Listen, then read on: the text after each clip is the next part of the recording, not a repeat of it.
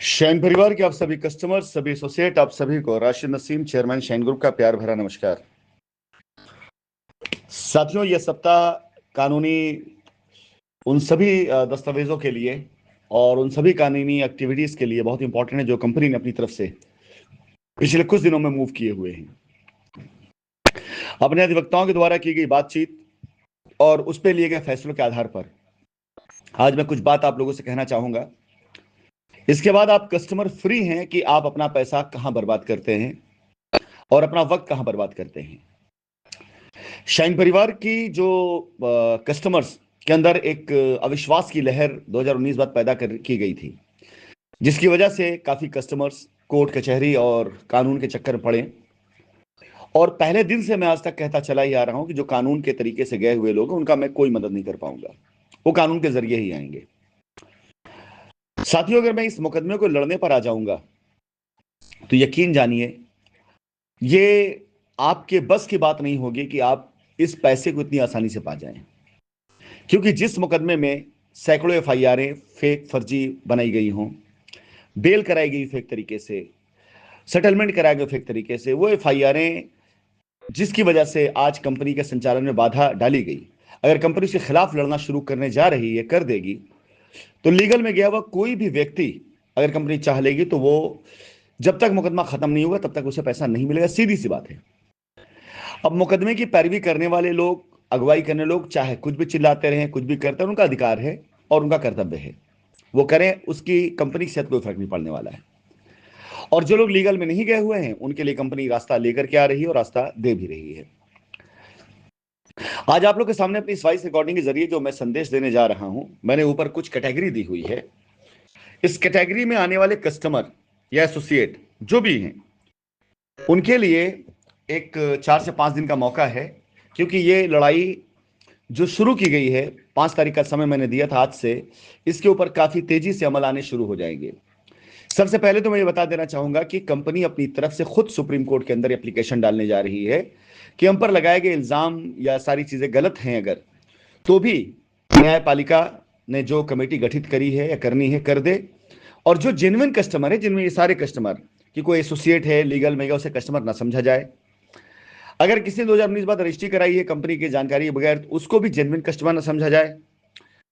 अगर किसी ने कंपनी के ऊपर एफआईआर करके कंप्रोमाइज लेटर लगवाकर किसी की बेल करा दी है तो उसे भी जेन्युइन कस्टमर ना समझा जाए। और अगर 2019 से पहले किसी की रजिस्ट्री हो गई है और उसने एफआईआर सीरियसली कर दी, कंपनी पर दबाव डालना है, तो उसको भी जेन्युइन कस्टमर ना समझा जाए। और एसोसिएट अकाउंट पैसा दिया है लोगों ने और कंपनी के ऊपर एफआईआर कर दी, उन्हें भी जेन्युइन कस्टमर ना समझा जाए। इन सब लोगों को किनारे कर दिया जाए। बाकी बचे जितने कस्टमर हैं, चाहे लीगल में गए हों चाहे जहां, उनको पैसे दे दिए जाए।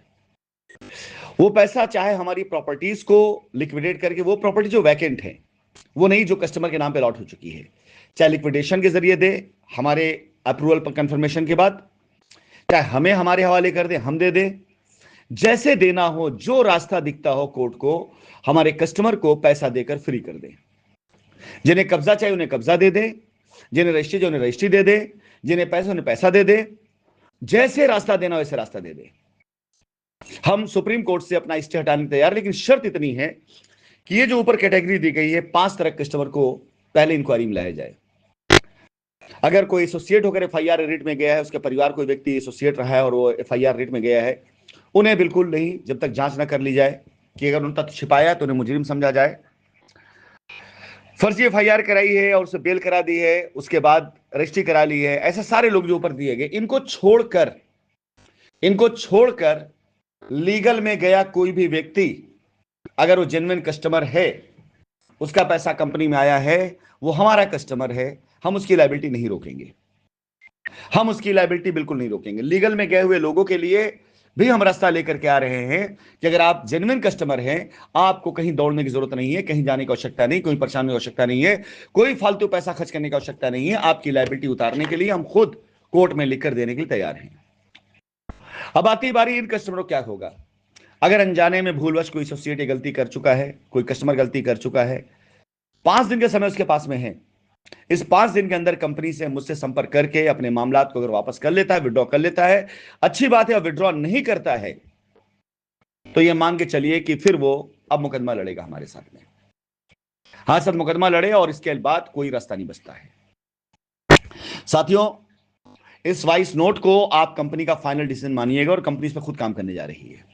इसके बाद अगर आप फालतू अपना पैसा कहीं पे किसी दलाल के ऊपर खर्च करते हैं, आपकी मर्जी, आप पास पैसे बढ़े खर्च करिए, हमें कोई फर्क नहीं पड़ता। इसके बाद मुझे नहीं लगता आपको कहीं जाने की आवश्यकता होगी, कहीं नहीं जाना चाहिए। अगर आप जेन्युइन कस्टमर है तो भी आप कहीं मत जाइए, और अगर आप जेन्युइन कस्टमर नहीं है तो एक ही रास्ता है कि आप आकर समझौता करिए, या तो जहां जाना वहां जाइए, हमें फर्क नहीं पड़ता है। लेकिन अब यह लड़ाई इस मोड़ पर आ चुकी है जहां पर सच और सही का फैसला बहुत जल्दी होने वाला है। आज से कंपनी इस तरह की चीजें कोर्ट में डालना शुरू कर देगी और आप सभी कस्टमर सामने बहुत जल्दी रास्ता लेकर के आएगी। जैसा कि मैंने वादा किया, जून तक आपको रास्ता मिल जाए। मेरी कोशिश है कि मई के महीने में उसकी झलक दिख जाए आपको। धन्यवाद।